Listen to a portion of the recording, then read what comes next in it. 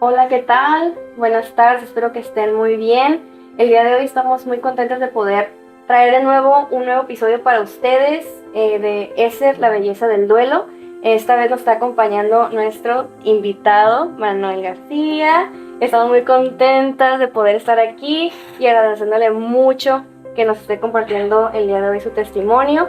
Y pues, de nuevo, disclaimer, estos episodios traen recuerdos, traen emociones, traen parte real, genuino de lo que hemos pasado en nuestras vidas. No es nada inventado, todo viene desde nuestro corazón, de lo más genuino, de lo que hemos vivido y esperemos que sea de gran bendición. Sí, la verdad estamos muy contentas porque Isabel y yo hemos tenido la oportunidad de compartirles nuestra experiencia, pero creo que tener una voz masculina es muy Que importante. todos son sí, mujeres. Sí, solo nosotros. Solo Entonces, Con razón le llaman belleza al duelo. No tiene nada de belleza. este, entonces estamos muy contentas de poder tener una voz masculina porque es importante, ¿no? Que sepamos que todos podemos pasar por el proceso de duelo y la belleza la encontramos en que en medio del duelo encontramos a Dios. Y nos tomamos de su mano, ¿no? Entonces, muchas gracias, Manuel, por decidir abrir tu corazón y pues sabemos que va a ser de bendición porque las cosas que vamos a platicar aquí es para que haya esperanza en sus corazones y en sus mentes, así como en los nuestros. Así es. Entonces, pues vamos a entrar de lleno en el tema. Manuel, no sé si quisieras compartirnos un poco de ti, un poco de tu historia, para que los que nos escuchan o nos ven te puedan conocer un poco. Ok. Por principio, este tema me es muy difícil. Entonces, es muy doloroso. Para mí, el duelo no tiene nada de belleza. Duelo viene de la palabra dolor.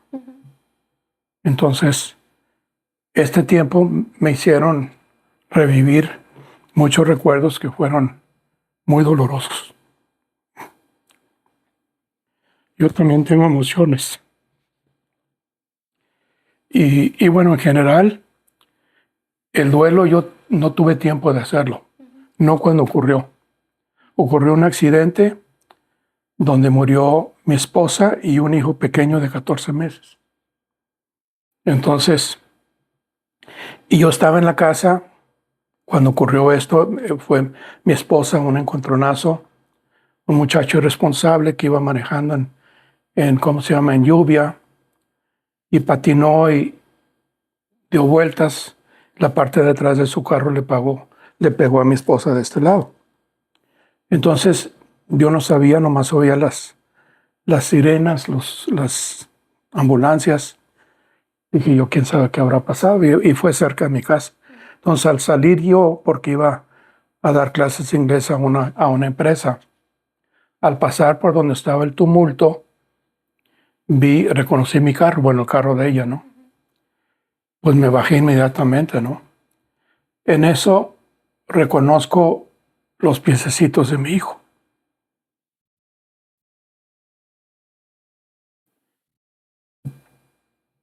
Lo reconocí.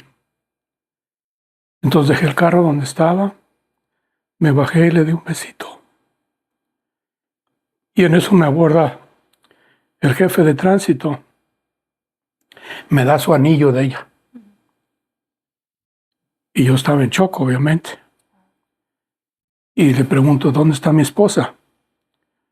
Y en Monterrey hay un hospital universitario que allí llevan a los difuntos. Y luego dos hospitales privados excelentes, ¿no? Me dice, está en el Hospital San José.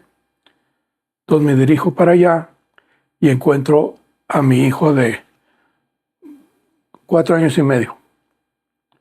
Había tenido una fractura expuesta de fémur.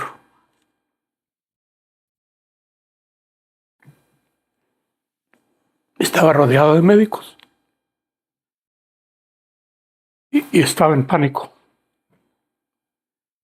Pero ya llegué y se tranquilizó un poquito, pero pues estaban ahí puros señores feos rodeándolo, médicos.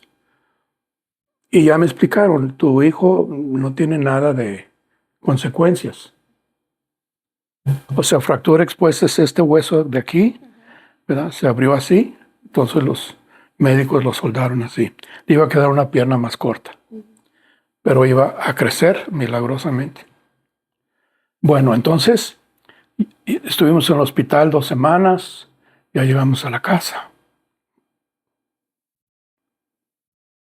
Y digo que no tuve tiempo de, ¿cómo se llama? De pasar el duelo, de tener el duelo inmediatamente, porque no tuve tiempo. O sea, yo tenía que trabajar, tenía que atender a un hijo, tenía que trabajar. Entonces, ¿a qué horas tienes el duelo cuando tienes que hacer esas dos cosas? Y unas hermanas de la iglesia y familia me lo cuidaban cuando yo estaba trabajando.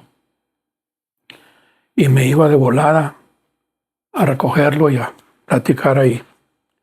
Entonces ya a las 8 de la noche se dormía él y ahí me quedaba solo.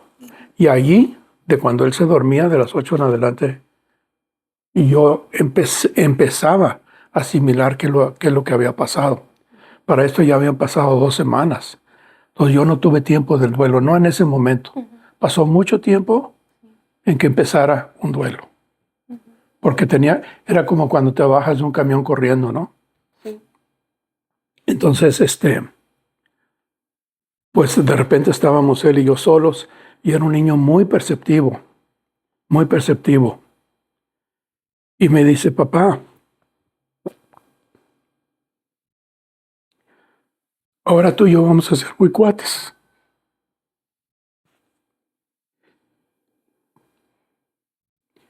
Y le dije así, mijito, muy perceptivo. Pero yo tenía que negarme a mí mismo porque él me necesitaba. No tenía mamá, estaba yo solo. Y bueno, las hermanas de la iglesia y de la familia, las mujeres de la familia, me ayudaron enormemente, enormemente. Pero bueno, ya cuando, digamos, ya cuando se medio estabilizó el asunto, pues repito, él se dormía y yo empezaba. Ahora, no sé si me estoy adelantando demasiado. No, estás bien, adelante. Entonces ahí empezaba yo ¿qué sucedió? Empezaba yo a hacerme preguntas a mí mismo y preguntas a Dios. Ahora, yo ya era creyente, gracias a Dios. Una cosa de estas, sin tener a Cristo, ni me lo quiero imaginar. De acuerdo. Entonces, yo tenía temor de Dios, reconocía que Él es soberano, que Él hace lo que le da la gana, porque es rey, porque es dueño, porque Él dio, Él quitó, sea su nombre bendito. Pero yo entonces empezaba a tener muchas luchas y muchas dudas. Sí. Y le preguntaba al Señor muchas cosas. Entonces, mi salida fue tomar una concordancia así gruesísima que tengo y todo lo que hay en la Biblia que tenga que ver con vida, muerte, cielo, infierno, ángeles, demonios, todo lo que tenga que ver con muerte, yo me lo devoré. Y te estoy hablando de cientos o quizás miles de versículos.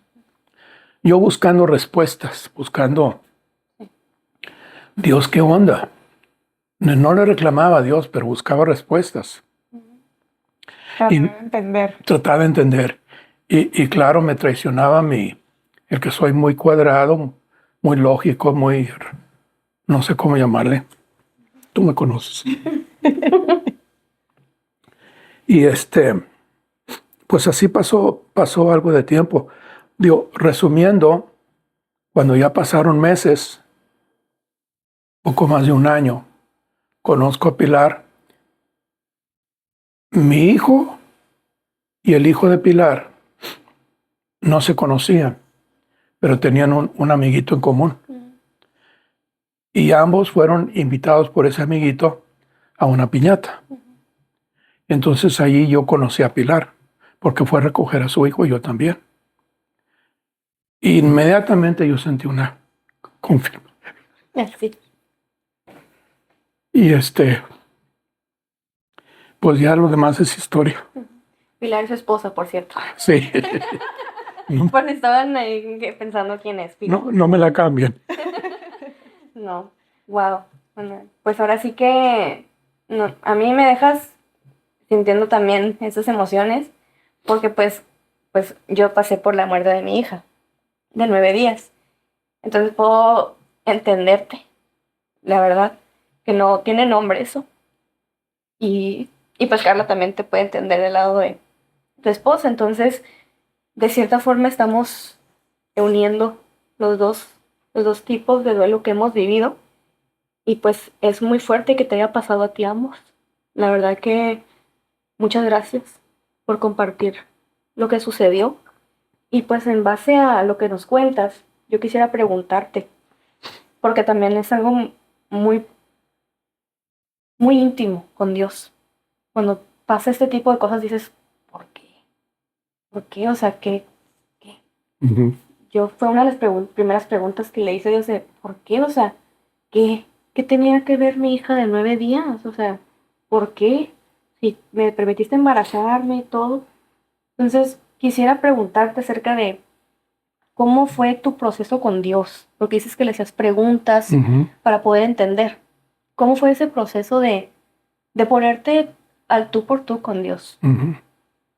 Pues esa es la palabra, el tú por tú, porque me sentía en esos meses como Job, cuando argumentaba el agua así, porque no era una plática, era órale Dios, órale Señor. Era el tú por tú. Entonces, ¿cómo le hacía? Muchas preguntas.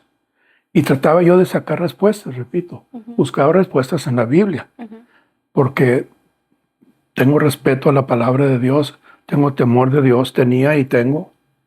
Y si había un lugar donde podía encontrar respuestas, pero mi problema era ese, que buscaba, me preguntaba por qué, o le preguntaba. Entonces, después de un tiempo, logré platicar con un pastor muy querido, muy amado, ya está con el Señor, de la iglesia presbiteriana donde antes íbamos, toda la familia. Y él era pastor, psicólogo y todo. Y platicando con él, le platiqué esto y por qué, y por qué, por qué. Y me dice, Manuelito, estás haciendo la pregunta equivocada.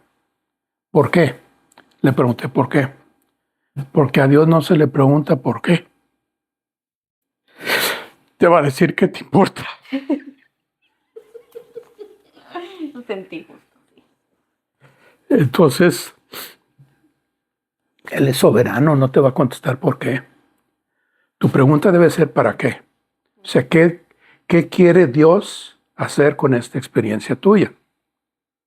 Entonces, entre los muchos versículos, miles de versículos que investigué, me encontré con esa de Corintios, que dice que con el consuelo con que somos consolados, podemos consolar a otros. Dije, órale. Entonces me quieres usar a mí para consolar a otras personas y costó la vida de mi esposa y mi hijo. Me dijo, sí. Entonces, bueno, en ese momento no lo consideré un privilegio, Sí. pero lo entendí, lo entendí. Pero ya para entonces había pasado quizá 1 año y medio, casi 2 años. Entonces, ¿cuál fue tu pregunta? No, creo que ya la contestaste. ¿Cómo Sí. te pusiste tú al tú por tú con Dios? ¿Fue eso? Poniéndome al tú por tú, Ujú. Así. argumentando con él, porque cuando mi hijo se dormía a las 8, pues más o menos a las 10, toda la vida me he dormido, pues yo me ponía a platicar con el Señor, a platicar y argumentar y a discutir y a reclamar y todo eso, ¿no? Sí. Yo creo que algo también muy importante que ya ha salido a la luz en tu relato es que tenías una red de apoyo, ¿no? Al principio nos contabas que había hermanas de la iglesia, mujeres de la familia que te apoyaron y también ahorita, ¿no? Hubo un pastor que yo tuve la confianza de acercarme o él se acercó a mí y platicó qué tan importante fue para ti esa red de apoyo en ese proceso. Vital, vital, indispensable. que Dios me proveyó. Sí, que no nos deja solos de medio Fue de este gracia. desierto, ¿no? Porque muchas veces una de las reacciones a situaciones pues así, y yo creo que pues nunca estamos listos, ¿no? Como para enfrentar la muerte de un ser querido, y aunque la historia de Isel y la mía en cierta manera decimos, bueno, estaban en el hospital, estaban en un riesgo y todo, pero la verdad es que nunca, en tu corazón, en tu mente, nunca es como, una opción, ¿no? No, De que nunca lo visualizas. fallecer. Ajá. No lo visualizas. Pero en tu caso, en cómo fue la historia y que fue pues un momento de crisis, un momento de algo que no se esperaba, ¿no? Algo que no es como cuando te dicen, bueno, tiene una enfermedad, ¿no? Como en mi caso. Entonces, creo que aún es más importante esa red de apoyo, ¿no? Porque en esos momentos de crisis hay tantas cosas, tantos pensamientos, tantas cosas que pueden venir y que tomes una mala decisión, ¿no? En medio de esa crisis. Ujú. Así es. Wow. Pues sí, en el viaje emocional con el Señor, creo que es algo que Dios nos dio las emociones para vivirlas. Y algo que yo he aprendido en este proceso es de que muchas veces podemos sentir todos los tipos de enojo, de resentimiento hacia Dios, pero Él quiere que lo hablemos con Él. Ujú. Él quiere que me quiero resonar, pero ven conmigo. Sí. Te quieres enojar, pero ven conmigo. Y creo que es algo muy importante para los que nos estén escuchando, que nosotras, como hemos compartido, hemos sido Carla y yo y otras mujeres, pero tú como varón, que las emociones son parte también de ustedes como varones. Claro, claro Es que importante que lo vivan. Y muchas veces, y ahorita que mencionas que no tuviste el tiempo al principio, cuando fue todo el momento, que a veces la vida nos sigue pasando. O sea, Ujú. la vida sigue ¿Dónde está la pausa? donde, por favor, o sea, no hay pausa. no hay pausa, continúa. Ya también, cuando tienes niños, más que nada, también no puedes ponerte en pausa, tienes que cuidarlos y tienes que estar con ellos. Ujú. Entonces, a mí sí me pasó eso de Señor, yo estoy súper enojada. La verdad, o sea, no entiendo. Así y también como tú, quiero entender. Y parte del duelo es el enojo. Y tenemos que pasar por él. Ujú. Y si uno que nos escucha quieres darle la vuelta al enojo, quieres no ver, o no, es que si me enojo Dios me va a castigar. O te sientes culpable por el enojo. Exacto. No es así. Dios te Ujú. ama aunque te enojes con Él, aunque sientas ese no entiendo y esa frustración, esa impotencia de no Ujú. entender, pero como dice Manuel, métete la palabra. Métete la palabra y es de seguro Dios te da una respuesta ahí, Ujú. ¿no? Entonces quisiera preguntarte un versículo o versículos que te ayudaron en ese tiempo que dices tú, estos versículos me dieron respuesta de Dios. Pues fueron muchos porque me escribieron personas que yo ni conozco hasta el día de hoy, de Estados Unidos y de Canadá. Oh, wow. O sea, tuvo mucha difusión. Ujú. Yo trabajaba para una compañía americana, John Deere, que fabrica tractores. Y entonces iba mucho a Iowa. Y ahí conocí a muchos ingenieros, a muchas personas. Entonces, ¿qué me preguntaste? Los versículos. Los versículos. Entonces, uno de los versículos que me escribió una persona de Canadá decía, yo sé los pensamientos que tengo respecto de vosotros, pensamientos de bien. Para un futuro y una esperanza. Y para darte una vida mejor. Entonces yo asimilaba, trataba de asimilar, es una promesa, porque está Dios diciéndote que tienes un futuro y que tengo los pensamientos, quiere decir, tiene un plan. Y está diciendo que quiere darte un mejor futuro y quiere darte paz. Y paz en hebreo es una prosperidad completa, ¿no? Y dice, para darte un futuro que tú esperas. Entonces son muchos elementos en esa promesa. Ese es quizá el más importante, ¿verdad? Y me metí a Job y encontré muchos, porque Job argumenta, pelea, lucha, discute, le reclama. Yo me identifiqué con Job. No por la parte sufriente, porque no me quiero hacer el sufriente, pero tenía muchos elementos que yo tenía. en diferentes etapas, ¿no? Entonces me identifiqué mucho con Job y ese fue quizá el versículo principal. También como es alto, son altos los cielos de la tierra, son mis pensamientos respecto a ti o algo así, ¿no? Entonces ahí me está diciendo Dios, se te ocurra pensar como yo, porque no vas a poder, no me llegas. Y ahorita que hablas de Job, a mí el versículo de Job que me hizo ver a Dios de otra forma fue cuando decía, recibiremos de Dios lo bueno y no lo malo. Cuando yo leí eso en Job, dije, ay, me pego así con un guante blanco, no me dijo Dios, es que yo soy soberano. Sí. Y lo bueno y lo malo, que tú consideras malo, viene de mí. Y a mí esa parte, como tú mencionaste, de ser consoladores de otros, cuál es el que tuvo que pasarnos para poder ser aquí. Yo sí le empecé a decir a Dios, oye, Dios, tengo una duda, ¿qué tiene que ver mi hija? ¿Por qué tiene que ver mi hija aquí? O sea, ¿por qué no pude haber sido yo? ¿No? ¿Por qué no pude haber sido yo? Y me dice, porque toda persona que vive en esta tierra tiene un propósito. Y yo lo marco hasta aquí. Y, por ejemplo, a mí me dijo, tu hija cumplió su propósito. Lo cumplió. Y yo así, wow. O sea, esto no sucedió 1, 2 días, 3 días después. Me pasó ya con meses. Yo también me metí con Dios así, directo. Porque quería saber más de Él. De por qué me está pasando esto, ¿no? Y como también te dijo a ti, no es por qué. ¿Para qué? Entonces todo eso es todo lo que nos ha pasado a mi esposo y a mí a partir del el fallecimiento de Emma Sofía, en lugar de decir, ay, ¿por qué me pasa esto? Es, ok, ¿para qué está pasando esto? ¿No? Entonces, ahora viéndolo del otro lado, que ahorita hablaste de Pilar, ¿no? Que cuando la viste fue un clic. En ese momento... De mí para ella. Y de mí para él. Ella no se dio cuenta hasta después. Hasta después. Tuviste que hacer labor de convencimiento. Sí. Muy bien. Excelente.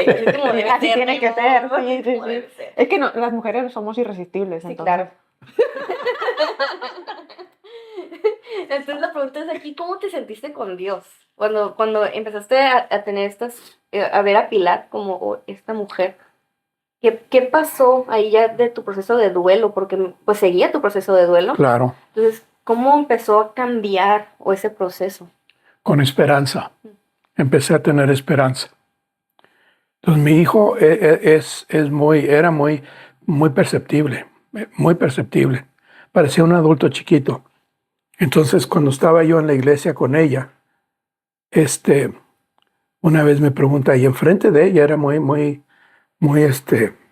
bribón, me preguntó, papá, ¿ella va a ser mi nueva mamá? Enfrente de ella. Yo le dije, chamaco, cállate.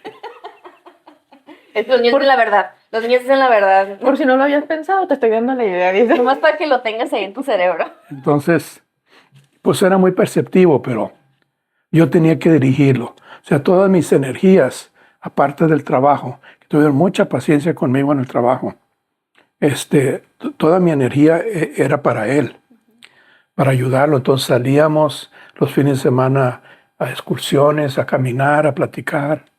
Trataba de tomar darle todo el tiempo para él. Lo merecía, ¿no? Y una parte difícil también fue quién era mi esposa. Ella era de una familia muy conocida en Monterrey. El día del sepelio estaba el panteón lleno de gente, o de mi familia o de la familia de ella, ¿no? Y era una mujer muy virtuosa, muy virtuosa. Entonces, cuando tú dices, oye, pero alguien, tragedias hay todos los días, ¿no? Pero cuando ves una persona virtuosa, que era excelente mamá, excelente hija, excelente cristiana, ganaba almas para Cristo, era una excelente maestra de la palabra con los niños, era un evangelista, ganaba gente para Cristo. Entonces yo le decía a Dios, ¿y por qué una persona como ella y no una persona como yo? Eso no me cabía. porque le decía a Dios, ¿por qué no me llevaste a mí? O sea, en lugar de una persona como ella. Ella no lo merecía. Pero ¿quién merece morir? ¿Quién merece morir? No hay una respuesta a quién merece morir. Salvo casos muy extremos, ¿no? Pero esa parte de quién era ella o quién había sido, era una parte muy difícil, muy dolorosa y difícil de entender. Porque diste una persona virtuosa y morir de esa manera. Cuando ella salió de la casa ese día, era para llevar a la señora que nos ayudaba en la casa a darle un ride a su casa.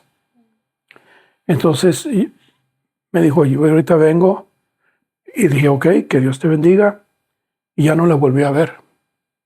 Entonces yo no tuve tiempo no pude despedirme, no es como alguien que está enfermo, que está, que está moribundo, una enfermedad larga o algo así. Ya no la volví a ver. Cuando el sepelio, mi suegro, que era médico, le pregunté, ¿la puedo ver? Y me dijo, no, está hinchada su cara por el accidente. Entonces, pues yo nomás me imaginé el momento en que la había visto en la casa. Y ya. Entonces no la volví a ver. Fue muy difícil despedirme de ella porque no la volví a ver. Entonces cuando hablé con aquel pastor que les menciono, que era pastor y consejero y excelente pastor, me dijo, Manuel, tienes que despedirte de ella. Tiene que llegar un momento en que tú te despidas de ella. Dije, ¿cómo hago eso? O sea, en el panteón no lo podía hacer porque es algo personal, ¿no? Entre ella y yo. Dijo, no, pues búscate un objeto o un lugar, alguna manera en que tú te puedas despedir de ella. Entonces, inteligentemente o tontamente se me ocurrió ir a buscar al corralón el carro que ella venía manejando. Quizá fue una mala decisión, pero fue lo que decidí. Porque dije, quiero ver lo último que ella vio. Entonces fue una escena apocalíptica, porque el carro estaba aparte de destrozado, pues adentro había todavía sangre, o evidencias de sangre, ¿no? Y todavía encontré, no me acuerdo qué cosas, creo que parte de su reloj, su correa o algo así. Entonces esa parte fue muy dolorosa para mí, pero siento que fue parte de lo que utilicé bien o inteligentemente o tontamente para despedirme de ella. Y lo hice. Entonces hice de cuentas como que estaba allí, como que estaba hablando con ella. Le dije lo que había en mi corazón, le dije entre comillas lo que había en mi corazón. Y eso me ayudó, esa catarsis o terapia o como le llamen. Y eso me ayudó. Pero fue muy doloroso. Sí. Y algo que se me hace asombroso es que, o sea, fue tú diciéndole adiós, ¿no? Y como dentro de tus pensamientos, ¿qué tengo que hacer para despedirme? O sea, viene esta persona y me dice que me tengo que despedir, pero ¿qué voy a hacer? ¿Cómo lo voy a hacer? Y ahorita tú dices, a lo mejor no sé si fue una idea inteligente o no, pero Dios sabe justo lo que necesitabas para poder avanzar, para poder continuar. Y eso es lo que hemos platicado en el podcast, ¿no? De que métete con Dios y Dios te va a decir cuál es el paso que necesitas dar para poder continuar. Y exactamente, no significa que, ay, sí, todo sobre pétalos de rosa, no, va a ser doloroso porque es algo que tienes que trabajar en tu corazón y en tu mente y tener ese momento de confrontación en el que, ok, esta es la realidad, ella sí se fue, ella no está aquí, ella ya está con el Señor y esa catarsis, ¿no? Como decías. Entonces, a mí eso se me hace tan asombroso de parte de Dios, de que a cada uno de sus hijos, pues sí, estás pasando por el valle de sombra de muerte, estás pasando por el desierto y te duele y todo, pero yo estoy aquí, como dice en Isaías, ¿no? Voy detrás de ti diciéndote a la derecha o a la izquierda, diciéndote continúa, diciéndote qué paso dar, porque para todos es diferente el proceso de duelo, pero es importante que las personas que nos escuchan y nos ven sepan, ¿no? Que Dios puede guiarte, Dios está ahí Claro. para darte la mano, para que sepas qué es lo que te va a hacer bien para continuar en el proceso de duelo. Aunque en el momento no lo ves, Ah, claro que no, no. no lo ves ya cuando ocurrió y volteas para atrás y dices, Dios estuvo aquí Ujú. y me guió en esto y esto en otro. Así es. Sí, comprendo. Y a mí me pasó, pero no sé, Carito, a ti también te pasó algo similar, ¿verdad? Que a veces, ahorita como decías, no sé si fue inteligente o no, pero todos tenemos un proceso diferente. Entonces, a mí me pasó que yo tuve que decidir si cremaba o enterraba a mi hija. Y en ese momento no decidí con mi esposo, decidí yo. Porque en ese momento mi esposo no estaba en capacidad para decidir. Entonces yo decía, ¿cómo puedo elegir cualquiera de las dos? O sea, ¿cómo puedo elegir? No puedo. Entonces Dios me dijo, ¿qué es lo que te va a servir más a ti? ¿Qué es lo que te va a servir? Y yo, ninguna de las dos me sirve, o sea, ninguna. Y en ese momento yo no quería ver a mi hija bajar en un féretro. En ese momento fue así, no quería verla bajar a un féretro, no quería verla bajar a la tierra. Y fue bueno, la vamos a cremar. Entonces por eso menciono que tal vez no fue la mejor decisión porque ahora tengo unas cenizas, ¿no? Y muchas personas me dicen, no, pues es que las cenizas son estas energías y que me empiezan a decir muchas cosas, personas así, no debes tenerlas en tu casa, tienes que sacarlas. Y yo digo, pues es que esto fue el proceso que yo estoy siguiendo ahorita. Y tal vez esas cenizas para mí ya no son mi hija, simplemente son la forma en que ella pues está ahorita, ¿no? Pero para mí fue muy difícil de tomar esa decisión porque por mí yo digo, mejor llévatela así como Enoch. No, así mejor no la toques, nada más llévatela así. Entonces, por eso comprendo esa parte de confrontar y de tomar decisiones que tal vez en ese momento dices, ay, pues debería haber pensado en otra cosa, ¿no? Pero al final de cuentas Dios te da la... Pero todo ayuda para bien. Así es. Dios es muy misericordioso y muy sabio y Él sabe cómo tratar con nosotros. Sabe que somos finitos, falibles, torpes, insignificantes, pero nos trata con mucha ternura, con mucha inteligencia, mucha sabiduría, y todo es para bien, para darnos el futuro que deseamos, que Él espera también. Y una dosis doble de paciencia, mucha paciencia.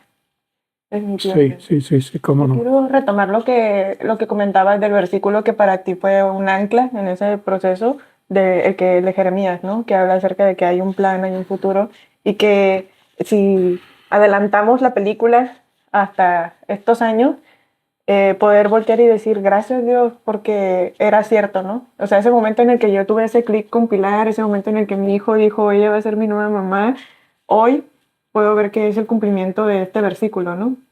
No sé, ¿en qué momento tú tuviste como esa conciencia, ¿no? De decir, wow, Dios, o sea, yo pensaba cuando falleció mi esposa, mi hijo pensaba que mi vida, pues, ya iba a quedar así, ¿no?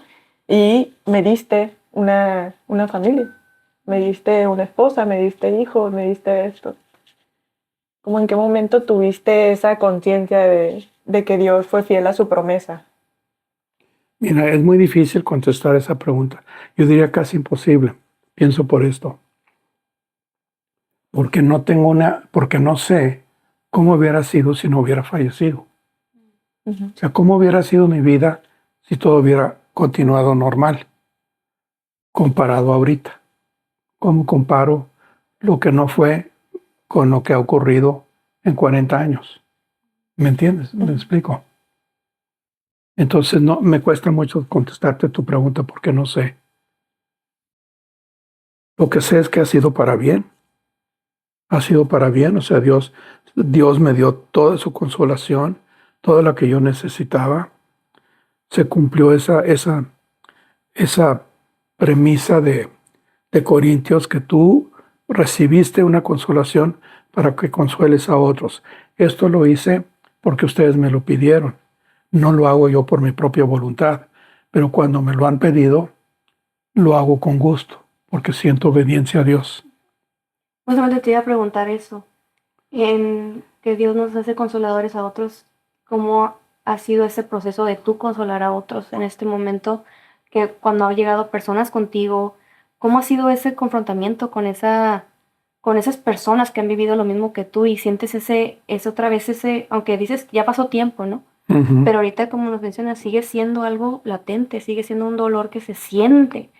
¿Y cómo ha sido ese proceso de ayudar a alguien que ha pasado por lo mismo que tú? Bueno, me he dado cuenta, muy buena tu pregunta, me he dado cuenta que he crecido enormemente en empatía. Entonces llegan las personas, me hacen preguntas y las puedo entender, porque si no hubiera sido por esto, no las hubiera podido comprender. Ujú. Espero haberte entendido tu pregunta, pero eso ha sido. Dios me ha dado una empatía que no era propia. Ujú. He crecido en empatía, muchísimo. Sí, ahorita. La escondo, Pero pero ahí está. ahí está. Sí, justamente ahorita esa parte de la empatía, ¿cómo es? Bueno, a mí no, bueno, no sé cómo fue tu experiencia con tu círculo de apoyo o con personas externas que conocían la situación que estabas viviendo, pero no eran tan cercanas, ¿no? Eh, a mí me pasó mucho que en la iglesia a veces me decían cosas que eran menos, no ayudaban mucho, ¿no? Siempre. Sí, de que vas a poder hacer, o sea, no vas a poder tener otro hijo o X o Y. Entonces, quisiera saber qué consejo les puedes dar a las personas que están viendo a alguien pasar por este tipo de duelo, que habían perdido un hijo, una esposa, un esposo, una madre, un padre. ¿Qué les podría decir a las personas que no están viviendo eso, pero están viendo a alguien, a un ser querido, un amigo, pasando por esto? ¿Qué les dirías? ¿Qué consejo les darías? Pues mira, se les agradece porque tienen buena intención. Ciertamente el peso de las palabras, la sabiduría de las palabras muchas veces no existe, no está allí. Por ejemplo, estaba yo en el panteón, saliendo del panteón, del sepelio, ¿no? Y se me acerca un hermano que era muy querido, ¿no? Entonces sentía como que, como decía el Señor, el que mete el pan en el vino, ese me va a traicionar. Y me dice, oye, Manuel, ¿te puedo hacer una pregunta así como no? Y me dice, fíjate, ¿qué pecado cometiste tú o qué pecado cometió Cecilia para que esto ocurriera? Yo tenía ganas de matarlo. Yo tenía mucha furia, mucho coraje. Lo sentía una falta de respeto muy grande. A mí y a ella. Entonces le dije, mira, mi esposa no es ninguna muñeca de trapo para que tú las tires para un lado y yo para otro lado. Merece respeto y yo merezco respeto. Por favor, aléjate de mí. Y me dolió mucho porque era un hermano muy querido. Pero él tenía buena intención y no se lo tomé a mal. Digo, lo pateé para que se fuera, pero, pero lo entendí. Cada quien ayuda, trata de ayudar. Con las herramientas que tienen. Sí. Sí, creo que parte de lo que también estamos tratando de hacer aquí en ese es también decirle a las personas que están pasando, que no han pasado por esto y están teniendo un acercamiento con un amigo que está pasando por una pérdida, que tengan empatía, que tengan respeto y que muchas veces el ministerio, escuché un pastor decir, el ministerio de estar. A veces no decir una palabra, no decir nada, solamente estar, dar mano, dar un abrazo, estar ahí es suficiente. Es suficiente. Porque no hay palabra, no hay nada que alguien te pueda decir para que mejore la situación, solamente Dios contigo. Entonces es parte también de lo que queremos hacer. Y ahorita mencionas esos comentarios son muy dolientes y duelen bastante. Sí, y lamentablemente, como dices, ¿no? Han pasado 40 años, lamentablemente sigue siendo un mito que está dentro de la iglesia. Hay mucha gente que sigue creyendo que una persona que murió es que algo ha de haber hecho, ¿no? O su papá o su abuelo o sus generaciones o algo, ¿no? Así pensaban los hebreos en tiempos bíblicos. Ujú, sí, pero ya después cuando nosotros vamos al Nuevo Testamento, pues sabemos que si tú aceptaste a Jesús en tu corazón y si su Espíritu Santo habitaba en ti, etcétera, o sea, todos vamos a tener un momento en la vida en el que vamos a morir. cómo va a ser, cuándo va a ser y por qué va a ser algunas situaciones trágicas, otras dolorosas por enfermedad, otras va- tenía 90 años y cerró los ojos en su cama cuando se fue a dormir y ya, se murió. Dios es el único que sabe qué propósito tiene con las personas que están alrededor de esa persona y la forma en que falleció, ¿no? Pero al final de cuentas volvemos a lo mismo, es su soberanía, no es algo que dependa de la persona, lo que haya hecho que fallezca, ¿no? O sea, él es el dueño de la vida. Dijiste algo bien importante ahorita que lo mencionas. El ministerio de estar, nunca lo había escuchado. No así. Tengo dos amigos que la noche la noche del accidente permanecieron en el hospital a mi lado y no dijeron nada. Mira, se puso la piel chinita. ¿Por qué? Pues porque eso, el saber estar, o sea, esos dos amigos Sí. te demostraron su amor estando ahí. Y no me decían nada. Ahí estaban. Y eso significó mucho, mucho, mucho para mí. Entonces, digo, en ese momento, en esa ocasión y ahorita. Así es. Y es causa un impacto tan fuerte eso de estar con alguien en momentos tan oscuros, porque te marcan de una... aparte, a veces hay gente que ni siquiera conoces que te acompaña. Me pasó a mí bien fuerte cuando mi hija todavía estaba viva, pero no sabía si iba a vivir.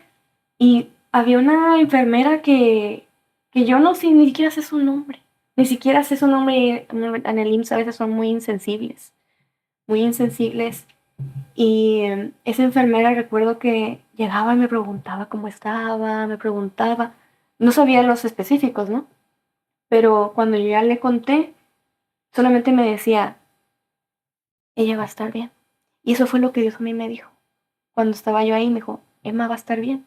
Y iba a estar bien porque iba a estar con él. Ujú. Pero el hecho de que una persona tenga Y no era compasión, religiosa o no, monja o no algo. supe. No, o sea, nunca supe si era cristiana, si era nada. Yo solamente sé que me dijo lo que Dios me dijo. Y fue y hasta el momento me duele no saber, no me acordarme de su nombre, porque pues realmente fue alguien que estuvo para mí en un lugar donde a veces hay mucha insensibilidad, mucho alejamiento, mucha frialdad. Y la doctora también, o sea, esas personas que se toman el tiempo de ser empáticas, de tener compasión, te marcan de una forma muy fuerte. Muy fuerte, muy fuerte. Muy fuerte. Y ya para ir cerrando, Manuel, una parte importante del por qué queríamos tener tu testimonio es porque queríamos también, uno, poder tener un cierre como de la parte donde es un fallecimiento de un hijo y de una esposa, pero también como varón. Quisiera pues cerrar o que nos ayudaras a decirles a esos hombres que han pasado y están pasando por un duelo, ya sea que hace años, de su mamá, de su hermana, de alguien que les haya dolido. ¿Qué les puedes tú decir a esos hombres varones? Porque las mujeres tendemos a tener los sentimientos a flor de piel, pero los hombres no. ¿Qué les dirías tú a esos hombres que nos están escuchando o que nos van a escuchar para ayudarles? Bueno, yo marcaría una diferencia muy, muy grande en saber si son creyentes o no. Porque el ser creyente es una diferencia enorme, enorme, enorme. O sea, una persona, lo vemos cuando hay un sepelio, digo, un servicio fúnebre con las personas que no son creyentes. Y que ves cómo o en el panteón, que le reclaman a Dios, que se enojan, que están, los ves en la cara así con enojo, no dolor, sino enojo. Y el creyente, ¿qué hacemos? Cantamos. Cantamos alabanzas, le damos gracias a Dios, damos testimonio, sonreímos. Entonces, el que no conoce de eso dice, estos están locos, porque no es una reacción normal esa. Cuando no son creyentes, digo, no fue mi caso, gracias a Dios, pero gracias a Dios porque yo era creyente, tenía de qué aferrarme, tenía un ancla muy, muy indispensable. Entonces, ¿qué le diría a esos hombres? Quizá en el proceso buscar a Dios y aceptar a Cristo. Eso es lo que les diría. Y que algo importante es, ahorita comentabas, ¿no? La diferencia entre un funeral o un memorial, si eres creyente o no. El hecho de que no manifestemos el enojo en ese preciso momento es lo que decías, ¿no? Dar testimonio, ser obediente. O sea, yo sé en dónde está mi esperanza gloriosa, ¿no? Yo sé que está en la vida eterna, etcétera. Pero eso no significa que no pasemos por la etapa del enojo. O sea, Claro. sí la pasamos, ¿no?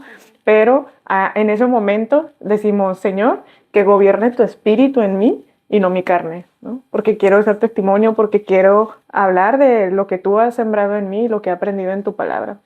Entonces, sí quería recalcar como ese punto, no significa que no pasemos por esa etapa de enojo por ser creyentes, sí la pasamos, pero ahora sí que es en esa intimidad, como comentabas hace ratito, ¿no, Isel? Con Dios y tú. Así es, porque si tú en este momento escuchas este podcast, lo estás escuchando, estás viéndonos, quiero que sepas que sí hay una diferencia, como dice Manuel, en que si tú en este momento estás pasando por un duelo, por un corazón roto, que sepas que Cristo, que Dios está contigo, porque estás cerca de los que tienen el corazón roto y que están en dolor. Amén.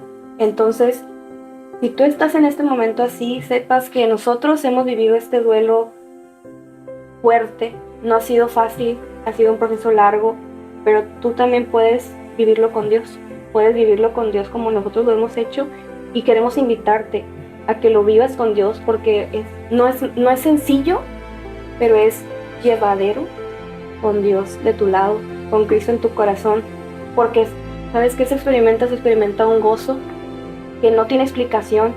Después de que tienes a Cristo y el Espíritu Santo en ti, puedes llegar a experimentar gozo a pesar de sentir el dolor, a pesar de querer en ese momento decir ya no quiero nada. Dios está ahí contigo en ese momento de oscuridad, en el valle de la muerte, como decía Carla. Así que te invitamos a que conozcas a Cristo, lo aceptes en tu corazón para que puedas vivir este proceso con el creador de todo el universo, el creador de nuestro Padre amoroso, que quiere que estés bien aun cuando te haya pasado esto. Entonces, no sé si quieran agregar algo para finalizar. Manuel. Por mí está bien. Entonces, Esa es la belleza del duelo. Gracias, Manuel, por Quítale la acompañarnos. palabra belleza.